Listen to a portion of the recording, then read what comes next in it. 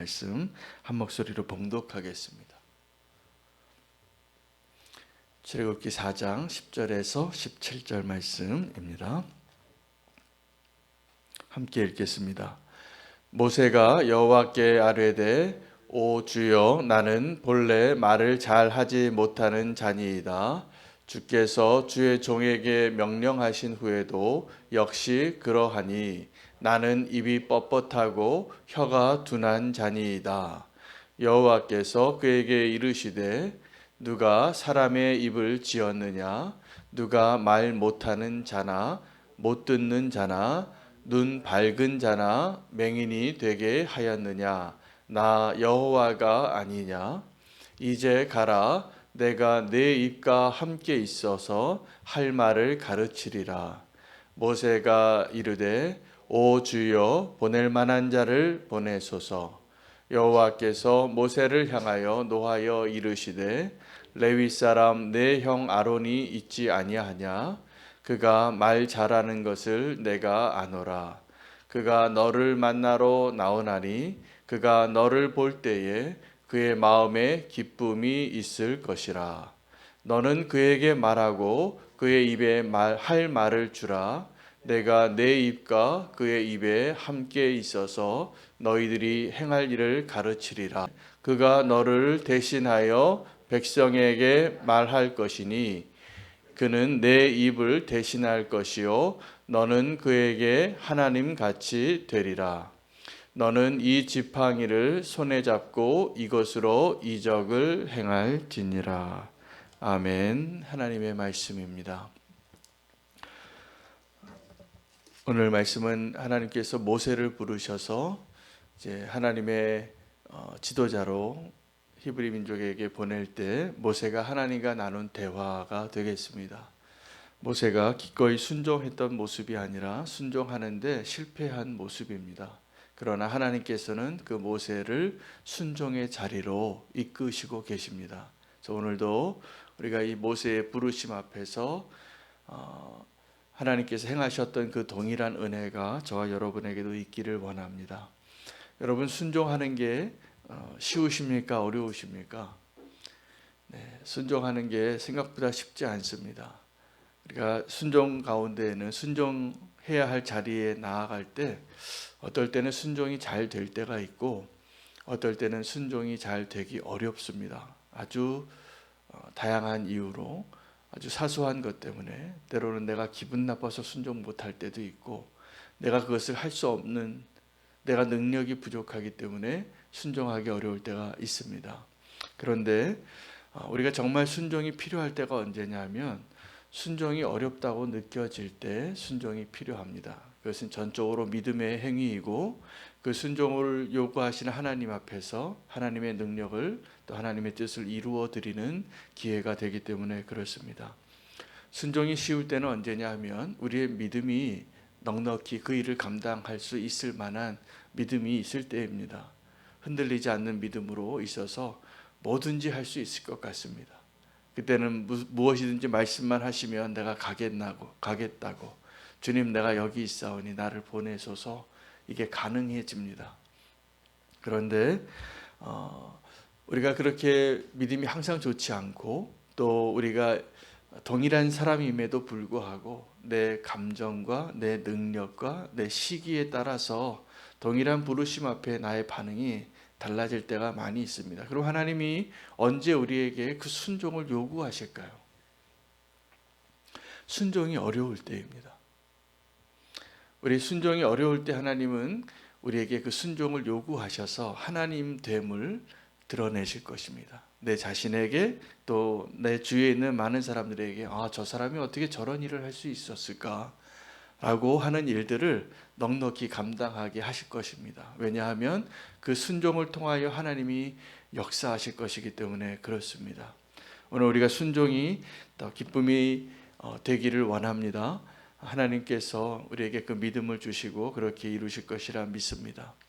모세를 부르실 때 오늘 본문 앞부분에 보면 4장 앞부분에 1절에서 9절까지 하나님께서 모세를 부르시면서 순종할 수 있는 조건을 완비하셨습니다.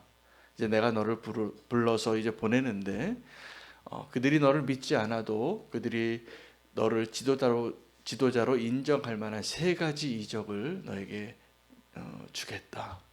그래서 세 가지 이적이 뭐냐 하면 지팡이를 통하여서 뱀이 되게 한 겁니다. 그런데 하나님께서 저와 여러분을 부르실 때 특별히 우리에게 없는 능력을 가지고 그 일을 시키지 않으십니다. 우리가 기질과 능력과 내 소유와 내가 할 수 있는 것을 가지고 하나님 우리를 부르십니다. 모세에게 하나님께서 첫 번째 이적의 사인을 주실 때 뭐라고 물으셨냐면 내 손에 있는 게 무엇이냐라고 물으셨어요. 근데 모세가 이미 나이가 80세가 된 할아버지였기 때문에 두 발로 정정하게 걸을 수 없는 노인이었습니다. 그래서 지팡이를 지고 가는데 하나님께서는 그 노인의 지팡이를 통하여 이 지도자의 이적을 보여주시고 그 지팡이는 기적의 지팡이가 됩니다. 모세의 손에 들렸던 그 지팡이. 그 지팡이는 모세가 걸을 수 있도록 도와줬던, 모세가 걸을 때 의지했던 막대기였지만 하나님께서 내 손에 있는 것이 무엇이냐?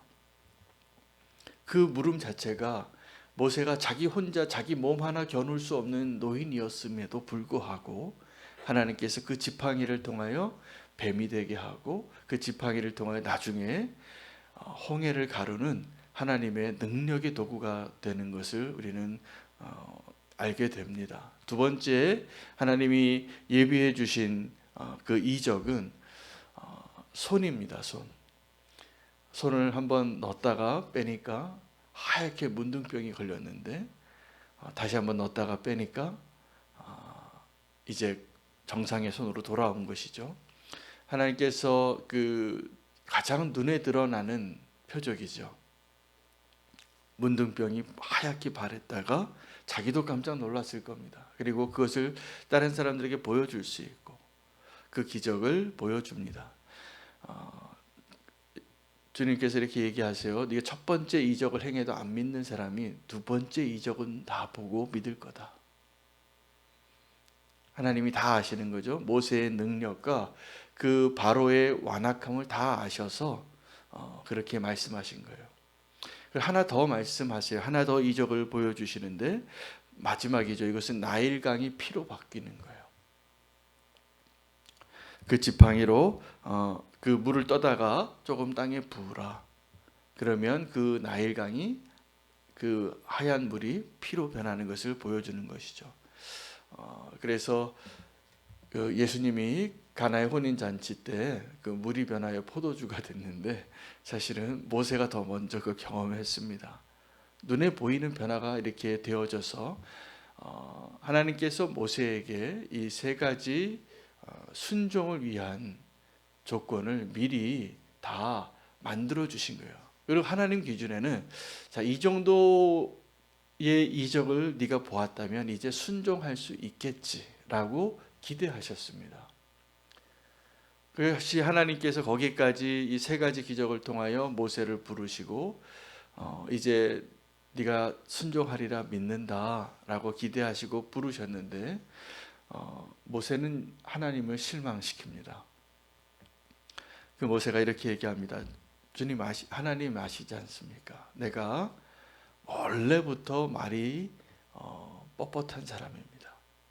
그리고 이제 40년을 광야에서 자기 모국어를 쓰지 못하는 상태로 그 나그네로 그렇게 살았기 때문에 말 더 못해요. 그것을 그렇게 변명을 하니까 그건 겸손이 아니었습니다. 그가 이제 내가 못합니다. 주님 그렇게 이야기하니까 그것까지도 하나님께서 참으시고 그래 네가 말을 그렇게 못한다면 네 형 아론이 있지 아니하냐.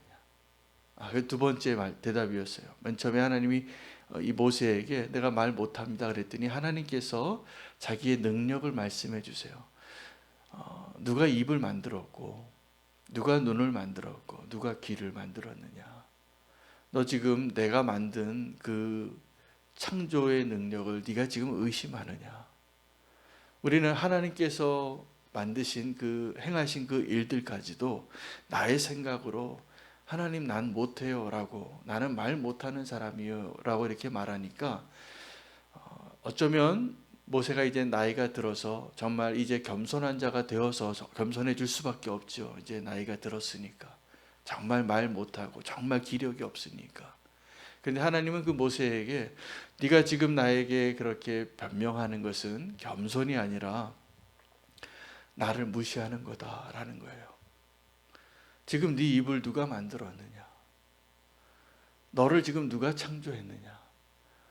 그것을 다시 한번 깨닫게 해주시는 겁니다. 모세에게. 여러분, 우리가 하나님 앞에 내 능력을 나 능력이 없어요 주님 라고 말하지 마시기 바랍니다. 그럼 하나님이 그렇게 말씀하실 거예요. 그럼 너를 창조한 사람이 누군지 아냐고, 너를 이렇게 만드신 분이 누군지 아냐고. 하나님은 우리를 그렇게 만드셨는데 우리가 피조물인 우리가 하나님 앞에 이제 하나님이 쓰시겠다고 하는데 내가 못해요 이렇게 말하는 것은 겸손이 아니라 핑계입니다.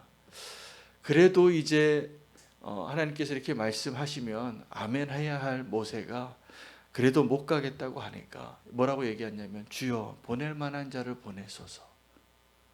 나는 정말 자격이 없습니다. 늙었고 이제 말도 못하고, 근데 그들 앞에 가서 말해야 되는데 말을 못한다고 하니까 하나님께서 그러면 네 형 그 아론이 있지 않냐, 그 아론이 원래 말 잘하는 거 내가 알고 너도 안다. 그리고 그 아론에게 너의 말하는 것을 도와줘서 너를 대언하는 자가 되게 하리라. 그런데 하나님께서 놀랍게도 보통 우리는 이 정도 되면 내가 사장님인데 한 직원이 시키는 일을 안 해요. 다 준비해 놨는데. 그러면 이제 옆에 있는 사람에게 그 일을 맡기면 이제 이 사람의 일을 뺏어서 이렇게 줄 텐데 하나님은 그렇지 않으세요. 네가 아니면 안 된다는 거예요.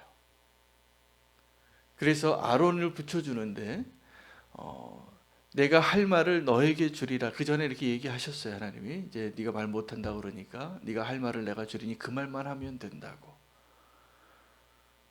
근데 그래도 못한다고 하니까 너와 아론에게 그 말을 주어서 백성에게 또 바로 앞에 서서 말하게 해줄 터인데 아론이 너에게 하나님과 같이 되게 하리라 라고 말씀해 주십니다. 아론은 형입니다. 만약에 형이 모세의 말을 대언하는 자의 위치에 서서 하나님께 들은 말씀을 동일하게 하는 역할을 하게 된다면 아론이 어떻게 될까요? 네, 모세가 필요 없어요. 이제 내가 하나님 말씀 듣고 내가 전하는 건데 의견이 다를 겁니다. 그리고 하나님께서 아론을 통해서 그 일을 이루실 것 같이 생각할 거예요. 아론이 나중에 광야에서 미리암과 아론이 그 반역을 합니다. 하나님이 너하고만 얘기하셨냐고. 그리고 백성 앞에서 내가 지도자가 되려고 그 역할을 넘보다가 하나님께 큰 벌을 받죠. 미리암이 문둥병자가 됩니다. 하나님께서는 이 모세를 통해서 그 일을 하시려고 원래 작정하셨어요. 모세가 태어날 때부터 건지시고. 여러분, 그런데 우리 인생 가운데 우리는 하나님이 나를 부르시는 그 때를 모를 때가 많습니다. 그래서 내가 모세인 줄 모르고 내가 하나님의 그 일을 감당해야 할 유일한 사람인 줄 모르고 자꾸 주님 보낼 만한 사람을 보내달라고, 난 못한다고 그렇게 핑계대고 포기하고 싶을 때가 많은 겁니다. 여러분 한번 생각해 보시면 좋겠습니다. 하나님께서 모세를 40년 전에 부르셨다면 모세가 어땠을까요? 감당이 안 될 거예요. 자기가 자기 뜻에 합당하게, 자기 의욕에, 자기 열정에 그렇게 하나님의 일을 더 어렵게 했을 겁니다. 하나님의 정확한 때는 그렇게 자기의 자아가 충만해서 자기 힘으로 충분히 할 수 있다라고 생각했던 그 모세의 40살 때의 그 왕성한 때를 다 지나고 이제는 나 아무것도 못해요 주님 라고 여러 번 변명하는 그때가 하나님의 때인 거예요. 저는 주님께 헌신하고 주님 만났을 그 23살 때 제가 주님 만나고 제 인생을 바꿨습니다. 그리고 하나님께 제 인생 다 드리기로 그때 서원한 그 기억을 지금도 갖고 있어요. 그리고 지금도 그 마음은 변하지 않아요. 근데 그 짧은 삶을 제가 이렇게 되돌아보니까 제가 더 일찍 목회자가 됐으면 큰일 날 사람이었어요. 그때는 젊었을 때 제가 선교지로 나갈 때는 그렇게 다른 사람보다 내가 더 희생하고 헌신하고 고난의 길을 택하고 이 기쁨으로 살았어요.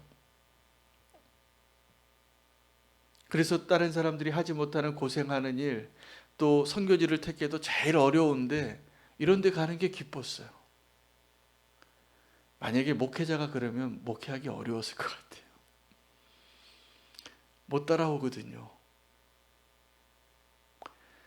그런데 제가 지금 좀 늦게 이제 목회를 다시 시작하고 이렇게 하나님 앞에 지금 이 자리에 서 있는 게 제가 되돌아보니까 하나님 너무 정확하시다. 저를 너무나 잘 아셔서 조금 더 나이 들어서 목회하게 하시기 너무 감사하더라고요.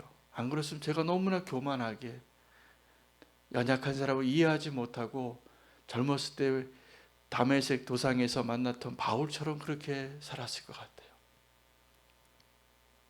여러분 지금도 여러분 하나님이 오늘 지금 나를 부르시는 그 시기에 하나님의 정확한 때가 있습니다. 한 사람의 인생 안에도 모세를 보세요.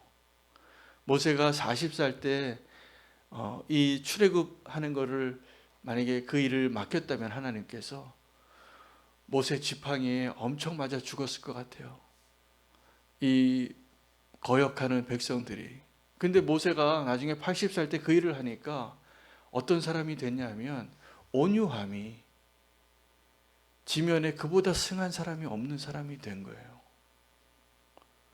모세가 그 불평하고 거역하고 반역하고 그런 사람들을 볼 때마다 모세가 멱살 잡고 싶을 때마다 하나님 앞에 엎드린 거예요. 하나님 앞에 엎드린 사람이 되니까 하나님이 그 일을 감당할 수 있는 때가 돼서 그 모세 아니면 그 일 못했습니다. 아론도 못해요. 아론이 아무리 말을 잘해도. 여러분 지금 하나님께서 우리를 부르신 그 자리에 하나님은 실수하지 않으시는 분이시잖아요. 저는 지난 주일에도 주보 하나 만드는데 제가 여러 번 검토를 하거든요. 제 아내도 도와주고요.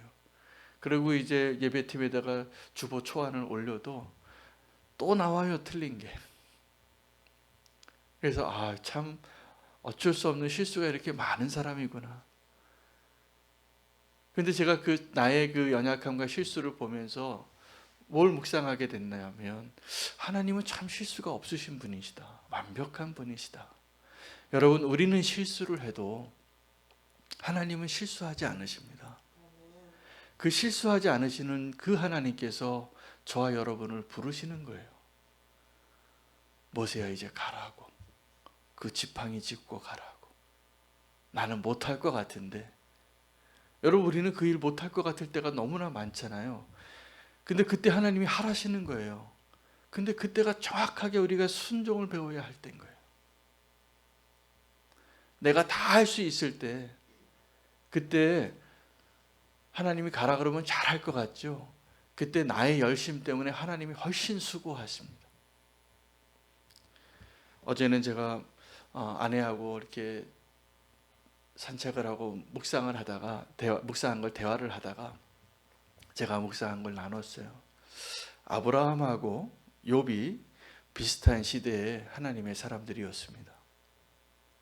근데 왜 하나님은 이 구원의 일들을 새롭게 계획하시고 하나님의 그 믿음의 조상을 삼으실 때 왜 욥을 택하지 않으시고 왜 아브라함을 택하셨을까?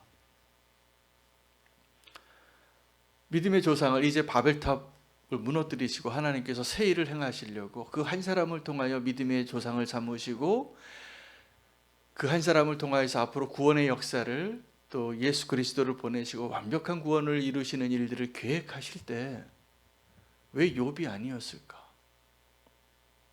욥은 완벽한 사람이었어요. 어느 정도냐면 하나님께서 사단에게 자랑할 정도로 저 욥을 좀 봐라. 얼마나 온전하고 신실한지. 그는 매사에 빈틈없이 완벽하게 온전한 예배를 드리던 자였어요. 하나님 보시기에 너무 기쁘죠. 여러분, 욥과 같은 사람 하나님 기뻐하십니다. 얼마나 하나님을 경외하면 자식들이 아직 짓지도 않는 죄를 지을까 봐 미리 하나님께 제사 드리는 그 사람이에요. 완벽한 사람, 완벽한 가정, 완벽한 신앙을 가졌던 욥을 믿음의 조상으로 택하지 않으시고 너무나 평범한 아브라함을 부르셔요. 그리고 그 아브라함을 믿음의 조상으로 만드시는데 시간이 꽤 걸립니다. 그에게 또 최고의 단점이 있었어요. 그가 갖고 있었던 핸디캡. 나이가 많은데 자녀가 없어요. 그런데 하나님께서 그 늙은 아브라함에게 너의 자손이 저 하늘의 별과 같이 많게 되리라. 이것을 믿으니까 그것을 의로 여기신 거예요. 아브라함은 너무나 평범하지만 그 믿음을 하나님께서 보시고 그 믿음을 사용하시는 거죠. 그것이 순종입니다. 만약에 하나님께서 아브라함을 부르고 욥을 부를 때 누가 더 순종하기 쉬웠을까요? 욥이죠. 욥은 지금 완벽하게 하나님을 섬기는 믿음의 사람이에요. 의로운 자예요. 당대에 이런 의로운 자가 없었잖아요. 그 사람에게는 순종이 너무 쉬운 거예요. 아브라함은요, 너무나 평범한데 자식이 없는데 그 자식을 주겠다는 거예요. 그걸 믿으라는 거예요. 근데 그걸 믿어요. 그래서 믿음의 조상이 되는 거예요. 여러분, 우리는 지금 내가 가진 것, 나의 조건, 환경, 나의 연약함, 나의 질병, 나의 재산, 나의 능력, 나의 외모, 이것 가지고 하나님이 나를 부르실 때 난 못해요 라고 말할 때가 많습니다. 그런데 사실은 하나님께서 그것을 나는 못해요 라고 하는 상황까지, 그 지점까지 모세를 기다리신 거였어요. 우리는 그 모세의 40년이 얼마나 힘들었을까. 그 미디안 광야에서 자기 고향을 떠나서 아무도 없는 그 나그네 땅에서 게르솜이 되어 아들 하나 얻었는데 내가 이방인의 땅에서 나그네가 됐다. 그렇게 외롭게 지냈던 세월이 얼마나 힘들었을까. 하나님의 계획에서는 이제 하나님께서 모세를 사용할 수 있는 완벽한 조건이 그때 된 거예요. 어떤 겁니까? 자기의 혈기로 사람을 죽일 수 있었던 모세가 온 지면에서 가장 온유한 자로 바뀌었거든요. 이제 그때 하나님이 쓰시는 거예요. 근데 그때 가장 어려운 게 순종이었어요. 내가 못할 이유가 너무 많은 거예요. 하나님, 나는 안 돼요. 늙었고 말도 못하고 나는 살인자고 그 사람들이 날 보면 다시 죽일 것 같고 두렵고. 근데 그때가 하나님의 때인 겁니다. 순종하면 하나님께서 그 모세를 들어서 위대한 구원의 사건, 출애굽이 시작이 되는 거예요. 여러분, 우리가 연약함, 나의 능력의 연약함, 부족함, 내 수치, 나의 부끄러움, 정확하게 하나님이 쓰시기 좋은 조건입니다. 나의 연약함을 하나님 앞에서 인정하시면 돼요. 그때 순종하기 어렵죠. 하나님, 난 힘이 없어요. 난 이렇게 연약해요. 나는 이런 질병이 있어요. 나는 돈이 없어요. 나는 못생겼어요. 나는 가문이 안 좋아요. 나는 못 배웠어요. 그때가 하나님께서 우리에게 순종을 요구하시고 하나님의 능력이 드러날 때임을 믿으시기를 축복합니다.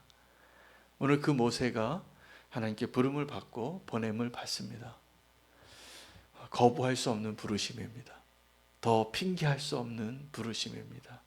우리가 순종을 위한 조건을 헤아릴 때가 많은데 지금 제가 어렸을 때 우리 아이들 홈스쿨링 하면서 순종에 대해서 가르칠 때 그 정의가 지금도 기억나요. 즉시 기쁘게 행동하는 게 순종입니다. 여러분, 순종은 지금 즉시 기쁘게 하나님 뭘 요구하시든지 그게 순종입니다. 모세는 지금 그 순종해야 할 자리에서 지금 하나 배우는 게 있다면 순종을 배우고 있더라고요. 그걸 못했어요. 하나님 다 아시고 완벽하게 실수하지 아니하시는 분이 부르시는데 이제 모세가 하나 못한 게 있다면 이 순종이에요. 순종을 배우게 됩니다. 하나님이 완벽하게 순종할 수 있는 조건을 2개 더 보태셨거든요. 원래 모세를 부를 때 하나님은 다 완벽하게 모세가 그 일을 감당할 수 있는 이적을 보여주시고 부르셨거든요. 너 연약한 거 내가 안다. 그러나 이 이적을 보면 그들이 너를 따르리라. 모세가 불순종했으면 끝까지 그 축복을 못 누릴 뻔했습니다. 그러나 하나님은 우리가 불순종할수록 하나님의 사랑이 얼마나 크고 하나님의 인내가 얼마나 큰지를 보여주시고 그 일을 이루시는 분이세요. 모세를 보면 그렇습니다. 오늘 모세를 부르셨던 그 하나님이 저와 여러분을 동일하게 부르신다고 저는 믿습니다. 나의 연약함, 또 내가 생각하기에 불가능하다고 생각하는 그 모든 것들 순종의 장애물이 되지 않기를, 그렇게 생각하지 않으시기를 축복합니다. 바로 그 이유 때문에 부르셨을 겁니다. 내가 지금 할 수 없다라고 생각하는 그 이유 때문에. 지금이 하나님의 때고 하나님께서 저와 여러분을 들어서 사용하시면 못할 게 없으시는 그 전능하신 하나님 우리를 부르신 겁니다. 말 못한다고 하니까 그 입을 지은 자가 누군지 너 아느냐고. 여러분, 우리를 지으신 그분이 이제 우리를 좀 쓰시겠다고 부르신 겁니다. 기쁨으로 순종하시고 하나님을 경험하시고 또 하나님을 드러내시는 축복된 삶, 오늘 이 시대의 모세가 되시기를 축복합니다. 우리 함께 기도하겠습니다. 오늘 말씀을 붙잡고 기도하실 때 내가 주님 앞에 거부할 수 없는 부르심 앞에 있음을 깨닫고 주님 기쁨으로 순종하겠습니다. 이 고백으로 주의 이름 부르고 크게 기도하면서 이제 기도 가운데 계속 자유롭게 기도하시기를 바랍니다. 이어서 한 가지 더 기도 제목을 좀 부탁드릴 것은 새롭게 시작하는 그 1시간 기도 운동을 우리가 결단하며 나아갔으면 좋겠습니다. 놀라운 일이 생길 거라고 주님이 저에게 기대할 수 있는 마음을 주셨어요. 이 1시간 기도 운동을 통해서 우리가 못하겠다고 했던, 오늘 모세처럼 못하겠다고 했던 그것을 돌파할 수 있는 은혜를 주실 겁니다.